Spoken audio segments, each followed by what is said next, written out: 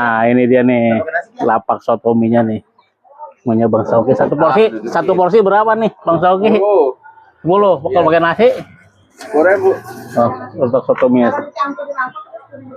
Oh. Kalau pakai nasi dicampur, sekarang kita nyobain nih sotominya Bang Sauki. Kita cobain dulu kuahnya nih. Wah, seger banget nih, nggak pakai nasi nih tuh.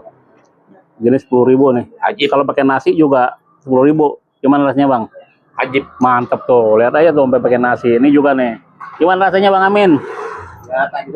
Oh, saking mantepnya. Nah, buat teman-teman nih yang tinggal di daerah Kebayoran Lama atau di Peninggaran, penggemar sotomi bisa datang ke dekat SD 13. Ya, nih SD 13 maju, alanya sebelah kanan. Nih, orang yang jualan nih Bang Sauki. Rasanya enak, murmer, nggak bakal nyesel. Makanya cobain dah buruan yang tinggal di daerah sini.